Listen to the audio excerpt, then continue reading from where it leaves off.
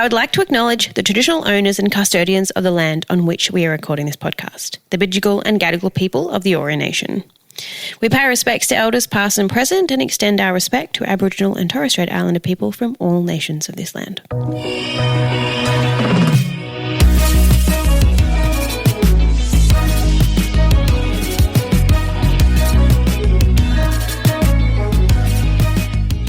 All right, welcome to the Pick Me Up podcast. I am here with Harry and Connor from LamBros, Sydney-based artists. Can you guys just, for those who haven't heard of you before and those who have, can you just give us a little rundown of your music and also how you started? Yeah, cool. You want to take it away, Connor? Yeah, I'll take it away. Connor, Harry, we're brothers, so we started playing music from a long time ago when we were very young. Our music sort of goes across genres. We're musos by nature. So like when we picked up our instruments, I think you were probably 7 when you started playing drums. Drums, yeah. And I was like 5 when I started playing guitar. So, just very early on, just started playing music and then Just taking on all sorts of genres like jazz. We were in the concert bands at school. Yeah. Yes. Marching bands. We love the concert band at school. Oh, it's the classic, isn't I it? conducted them for 10 years. Yeah, no way. Yeah. Okay, With the cool. baton and Like everything. hot cross buns, Batman. It's like, the best. We're getting the recorders out, like we were going all over it. Yeah. So We played all sorts of different styles of music growing up, I guess.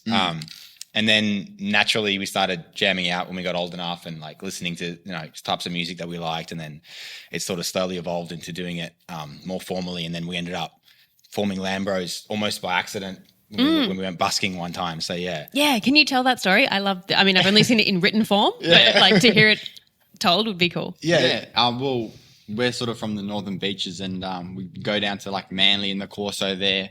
Got like a little speaker and a little bit of a setup and brought my cajon down. He brought his guitar and he's got it like a bit of a loop pedal sort of situation. It was minimal, yeah. It was a minimal setup, But we just go there and then we'll start playing and then the crowd sort of starts coming around and it's like, oh, people actually like us. We weren't this is prepped. pretty cool. Yeah, we were not prepped at all. We like learned a few covers and a few like songs that we were just like writing as a joke, almost like we were just making them, because we wanted to.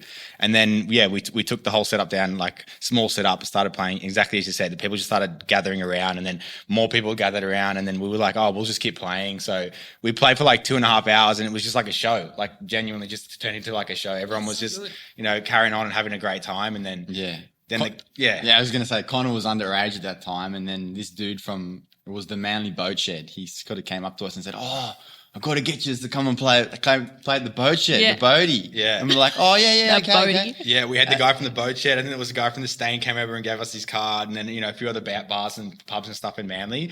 The venue owners and the organisers, they were like, "That's it, we're getting you in," and then we were like, just thrust into the music scene on the northern beaches from that point onwards. Yeah. So we started playing gigs. Yeah, I think I was probably 14 or 15. Yeah. And Harry's, a couple of years older than me. So, yeah, we just started playing in pubs from that point onwards. And then, there's a whole other story when we got found out we were underage, but that was good. Got booted out of a couple of pubs there. Really? Yeah. But how long did you make it before that happened? It was a while. I reckon it was a good year at least. A year and a half. I think because we were having a show at the boat shed. We did a few shows by that It was stage. like at that time we got to a headline show. We're like, we're going to do a proper show here. We're going to invite everyone, and then I think one of my friends from school wanted to come to the show, and then like, oh, no. I think the parent rung up the venue and was like, can I bring my daughter, sort of a thing, and I said no, it's it's a pub, and then they were like, well, what about the person that's playing? And then we got the phone call and it was like, oh no, we've been found out, and we couldn't play the gig. They wouldn't allow us to play. It was that night that it happened, and we ended up actually just inviting everyone. Like we put the word out on our Facebook, hey, everyone just come back to our place, and we literally just cleared the whole living room, like everything, and we played a gig. That was good. That was a while. That's That was good fun. Yeah. That's cool. Yeah. Someone ratted you out. Yeah. Ratted you out? Ratted us out, yeah. I don't know what the word. Anyway. So you had a single come out last week called Convenient. Yes. Can you tell us about it?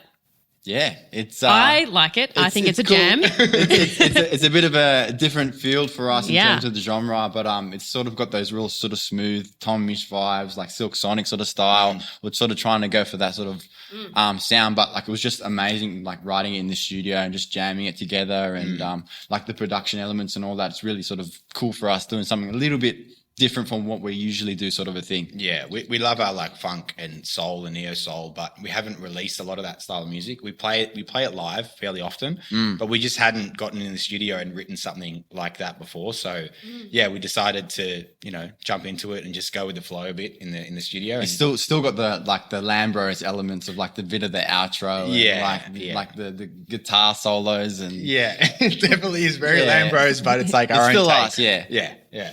And you guys do all the producing yourselves? Yes. So we work well together. Connor's like the lyricist.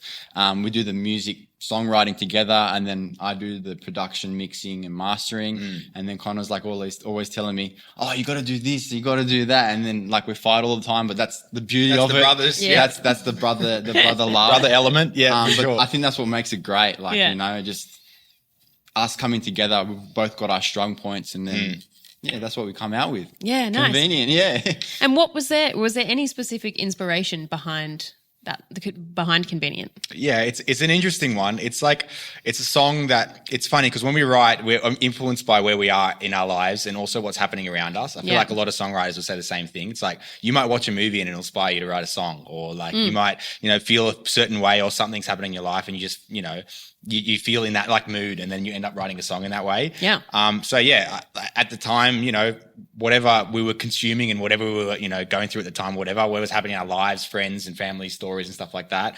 The song's sort of about like being in a situation where you feel like it's convenient and everything should feel good, like, and it should work, but there's like something off about it. And whether that be in a relationship or a relationship with a friend or, your relationship with your work or whatever. Yeah. But yeah, it's like that sort of uneasy feeling like this should be fine and everything should be going sweet here, but it doesn't sort of feel right. Something feels off. Yeah. And it's like that debate with yourself, whether you should stay in this situation for convenience or to, sort of upend everything and make the decision to do something that you feels like, might be the wrong decision, might be the right ones. But yeah, it's sort of about that. Yes. Feeling. Yeah.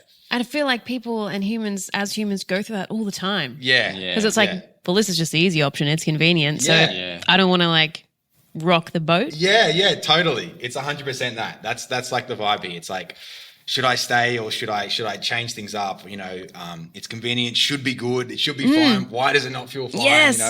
And it's just like that, like trying to look ahead and trying to look into the future, but you never really know. It's a lot of like doubt and confusion about decisions like that. And change is like scary. Yeah. Yeah, 100%. So like you want to pick the convenient option. Yeah, definitely. That's I pretty love much this. the vibe of the song. Yeah. Maybe that's why I was like, this is a jam. My next question is, I had a really good question. Oh, yes. What, like when you're writing, is there something that comes first? Like, is it normally lyrics or is it different? Oh, it's different every time. Like this particular song started with the drums. Yeah, So okay. we came up with this. It's a bit of a strange drum beat. Like it's not like sort of a straight 4/4 backbeat drum beat. It's got a bit of sort of syncopation, a bit of offbeat to it. And then Connor came up with the riff, and then sort of it started just with the rhythm section. Just vibing out. And then it was different, just vibing out. We just jammed it out together like in the studio, like live, like we usually do. Yeah. And then it just came together like that, sort of with the drums, I guess. Yeah, nice. Yeah. Wow. I don't think I ever hear many people say it started with the drums. No, it's Yeah, but unusual. it's different every time. Like Yeah, sometimes Connor will That's cool, write though. down lyrics or something, and then Yeah. we'll start with the lyrics and the guitar melody. But yeah, this one just I don't know. It the vibe of the song. I mean, it starts with drums. The song starts with drums. You can hear like it's all built off that. starts with drums, ends with And drums, ends with drums too. Yeah. Everything the way sort of I produced it. Every instrument is a drum. Everything's got to like lock into each other. Like it's like I don't know, like Michael Jackson music. Like it just locks in, you know? Yeah. So I want to touch on something we were talking about before we started recording. We were talking about gigging and social media. Yeah. And you said normally, and also like from hearing your story about how you started off in pubs, normally your go-to is like gigging. Yeah, definitely. But you're kind of going the social media route this time. Yeah. Well, we're trying our best. We're sort of gonna try and post as much as we can and do as much content as we can about the song and everything like that. It's been fun doing it as well. Like, to be honest, like Different for us. it's different, but like this time I'm like sort of we're enjoying it. Like it's good. Yeah, you gotta try your best. It's hard as musos because you wear so many hats, and like everyone would know that story, right? Like you have to do everything, and then you just don't have enough time to get to everything to the level that you want to. So it's always been a balancing act for us, trying to balance the socials and playing shows. And shows has always been where we naturally feel comfortable. Like that's just how we started, and it's where we do our thing. Anyone who comes to a LamBros show, that's it. You know exactly what we're about, and how we roll, and all that sort of stuff. But it's just about trying to get that feeling through socials as well. So more time spent on socials this time around than usual, which is good. We feel like we needed to try really hard. We needed to step up a little bit. And just try. Because everyone that watches us live just like they freak out. They just like, oh, I've got to go to your next show. I've got to go to your next show. So like, I guess this is a way to sort of help. Yeah, push it out there. People, push it out. Yeah, for sure. Yeah, and it's hard to translate that gig vibe totally.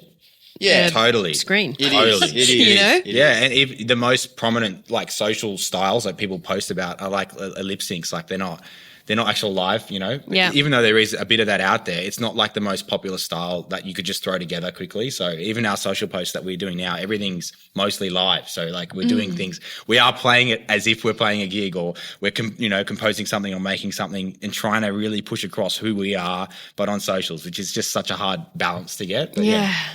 I feel like it's been like a common topic across the podcast, is it's like, and I think I literally have said this almost in every episode, you're not just a musician anymore or an artist. You're a marketing manager. You're finding your image, your whatever, all that stuff. It's like, now I've got to think about that. I can't just like rock up with my guitar or drums or instrument and just like play. It's not part of it anymore. Like I got to do all the things. It's crazy. It's stressful. Yeah. And it's like, oh, you only have like 1,000 followers? It's like, yeah, bitch, but there's like 500 people at my gig. So like, like. Have you been to a gig?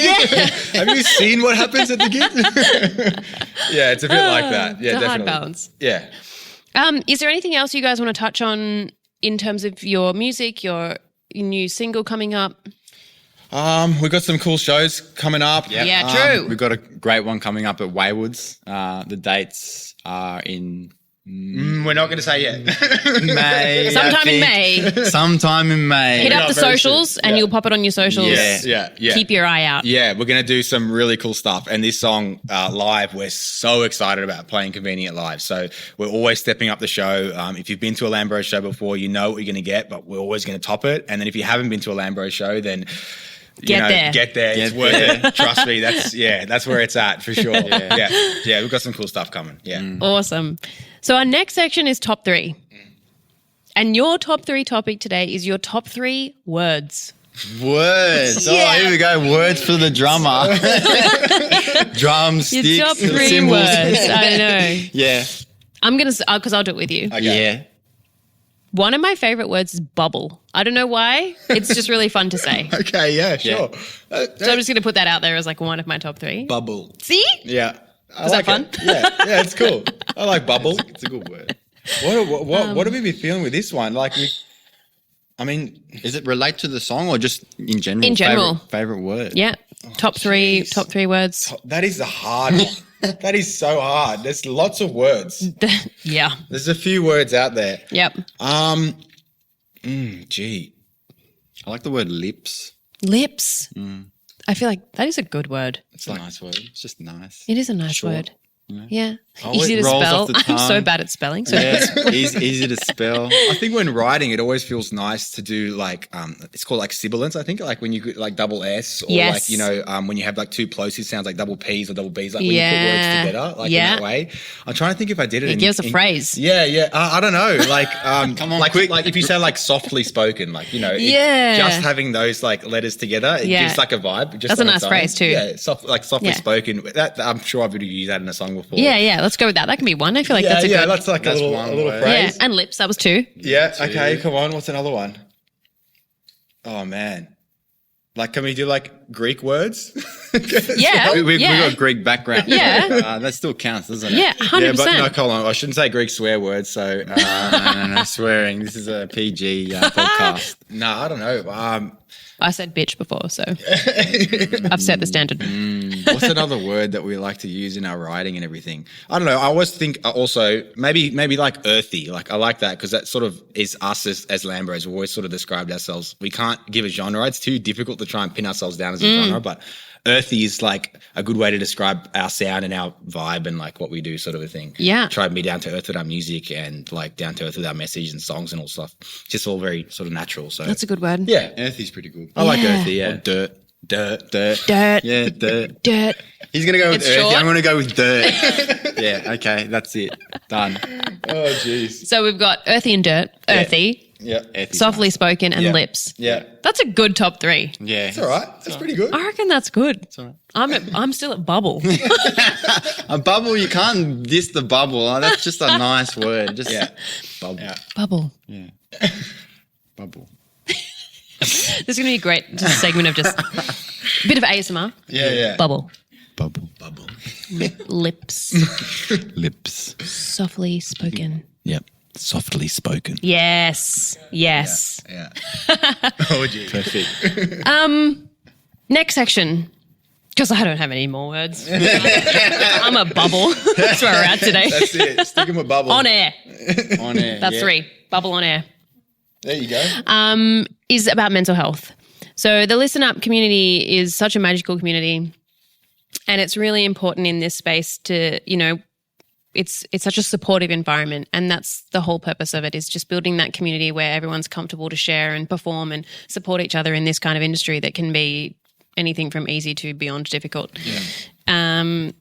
Do you guys have anything that you do to sort of support each other, support yourself in looking after yourself? I think the biggest thing, like when you're sort of feeling down, like this is just for me personally anyways, is like talking to your family, talking to your friends, just communication, just speaking up about like how you're feeling, and like it just helps. Even if your friends or family don't have anything to say, it's just good to sort of open up and sort of it just helps to sort of speak about it. Definitely. And yeah, definitely. I don't know, for me as well, like just immersing myself in the music, like whether it be listening to an artist that I really love, like with headphones on, just like zoning out sort of a thing, or like writing music, or even like just like sometimes if you're feeling sort of cranky, or like just bashing out the drums, it's just like releases the energy sort of. Great instrument for that. I guess. Get it out there. But yeah, it's just, I think the biggest thing is just talking about it and just being open. Like if you're feeling down, it's good to talk. You have to. Yeah. And do you guys feel like you have a good support network and community around you to be able to do that? Yes. I think so. Yeah. Do you use each other? Yeah, we do. Yeah. We do. I think with our music, like it sort of plays into that a little bit as well. Like sometimes we communicate without talking, like, I mean, on stage performing as well, but also when we're just like jamming, sometimes nothing will be said. Harry will be in the studio or whatever, or I'll be in the studio and I'll just be playing something, and then Harry walks in, sits down on the drums, and then we start. It's like, it's almost like a conversation where no one's said anything, but we like go through a range of emotions of music. It sounds really weird. No, but, like, yeah. We've been playing together for so long that a lot isn't said, but a lot is just through playing music. Yeah. So You understand each other. Yeah, definitely. We sort of like a jam can be really like therapeutic sometimes, just to not have to feel like you have to be doing something. Like, we're going to, make a social media post today, or we're going to work on the song or whatever. Even if it's like you're finding it difficult to talk about it. Yeah. You could start off with a bit of music. Yeah. And then you could work your way into sort of talking about it if you want to, but otherwise, like even just playing music together, just it helps us so much. It's like almost like starting a conversation, like Yeah. playing music. Yeah, that's definitely, and then obviously what Harry says as well, it's like talking is huge. I feel like we've got a good and supportive family and friends network, and also other musicians and stuff as well that we can talk to and share gripes about the industry. Industry. plenty of gripes in the music Yeah. industry. Like, don't get me wrong, it's awesome, but it's good and bad. Yeah. Do you feel there's a certain like pressure or expectation? I mean, I know we were talking about the social media stuff before, and now that's, such a huge element of being successful, whatever that means, because I feel like you set your own success. Yeah. Well, that's what I believe. Yeah, definitely. Do you feel like there's a pressure and expectation to be a certain way in this industry, or expectations you have to meet because the industry in Sydney is particularly difficult? Yes, I definitely think that is the case. Like even with us, sometimes you feel like a bit like you don't have direction, sort of a thing. So then you feel like, okay, so well, what do we need to be doing to like, you know, get more status or, you know, to move yourself up in a Sydney music standings sort of a thing. It's like a weird, like, you know, I feel like musicians are very supportive of each other, but like there's also, you know, everyone feels their own pressure to continue to want to grow and like climb that ladder sort of thing. So definitely within Sydney and also, you know, across Australia and Australia in particular as well. It's a very small, you know, it's a small industry, and even within Sydney is a smaller like microcosm as well. So you feel like, you know, you're sort of battling. It's a great word. Sorry. Microcosm. I don't even know what that I'm sorry word to interrupt means. you there, but that was just like, How was that not on the top three? I don't know. I should have put that one up there. Yeah. I was like, whoa, hang on. Sorry, continue. Yeah, no, sorry. Yes, yes, it is. But it is. It's like a little microcosm. I don't know. It's like a little. It is. It really is. Yeah. So you know, everything happens in a little bubble, but also it's, you know, it's. The bubble. Sorry, we're on one. This is happening so good. Eh? Oh wow! I wish that was intentional. It wasn't. Was that not on purpose? No, definitely not. That's so good. Definitely not. Oh, microcosm and bubble. Yeah, perfect. Add them to the list. But yeah, no, that's There's definitely pressure. Yeah, you feel pressure. Yeah. But you know, everyone's just doing their best. Yeah. You know, everyone's just trying to climb their own. That's all you can do. Just try your best. You got to remember that. Yeah. Yeah. Everyone's going through the same thing. Like just support as best you can. Sometimes people might be feeling down. Just always try and be positive. Yeah. Just that's it. Yeah. Yeah, pretty much. Yeah. That was kind of, I guess, what you would pass on to people in the industry. But do you have any like advice from your experiences in the industry so far that would be helpful for people who might just be starting out? Yeah, so much. Just like try and learn as much as you can. Just try and learn everything about your craft. Like even if you get someone to mix for you or get someone to produce, or it helps you in every single way, taking on different styles of Different fields, different aspects of the music industry, learning about socials, learning about whatever. Absorb as much as you can. Yeah. The more that you learn, like you never stop learning, right? The more that you learn, the more rounded you're going to be and the more successful like you can make yourself in the industry. And I sort of believe there's a lot of luck, but you create your own luck. Like in a way, you have to be ready for the opportunity when it presents itself. But that opportunity is a lot of it down to luck. You know, some of the biggest moments in our careers have been, you could say that they're from luck, but we were there because we made a decision to be there. And also we were prepared and have, you know, the skills or whatever it may be that when that opportunity comes, you're ready to take it, sort of a thing. So it's a hard thing because there's no linear path, but I would say that just, as Harry said, practice your craft, make sure you're good at what you do and you're confident in your ability to do what you do and know who you are, and then just start throwing things out there, man. Like a few emails and stuff never hurt. Just put yourself out there. Some of the best things that we've ever done have just been from like an Instagram message to someone, just like randomly throwing. Because the worst thing that can happen is they don't respond. They don't respond. Yeah, who cares? Yeah. You know, even if they come back to you and say, "Wow, I hate your music. It's so bad." Like. You know, whatever. And you be confident in that, being like, all right, well, I like it. So not that anyone would ever say that. I'm just like, you always put that demon in yourself, like, I'm going to send this message out. They're going to come be like, I hate it. Like, it's so bad. Even if they did say that, or even if they don't like your music, doesn't, you know, it's a subjective thing, you know, like keep going. It's an art. Yeah, definitely. For sure. Yeah. Well, thank you. We're gonna wrap this up with a little scenario. Okay. Which I'm going to read from here. We got something to do with bubbles, or? I wish that would be. That would have just nailed it. That would have wrapped this up real nice. nice. Would have floored us, definitely. But no. Okay, so I'm going to read the scenario and then I'll count down from 3, and between the three of us, we can put the mics down and create some sort of weird still that Athanasia will capture. Okay. Okay, so you arrive home to see one of your parents sitting on the lounge watching TV. They are sitting next to a snake and you don't think that they've noticed. That's really complex. That is a very, very specific one. Thank you, Ali. Yeah, thanks, Ali. That's amazing. We can do another one. No, we're sticking with the snake. I reckon I'll be, you can be like the parent, I'll be the parent, and you be like the person. Do you want me to be the snake? We're doing like acting now. I'm going be the snake. Okay. You're being the snake. I'll be the parent and you Is this can the react snake? because I'm sitting next to the snake. Okay. This was the snake. I'm watching TV, so I'm like. Perfect. It's great. Ali's gonna love that. All right, I'm going to do a little wrap up. Thank you so much for joining us on the Pick Me Up podcast. Connor and Harry from LamBros. Check out their latest single, Convenient. It's streaming on all the streaming things. Yes. Everywhere. And follow their socials. Mm-hmm. We'll whack your links in the episode notes. Mm-hmm.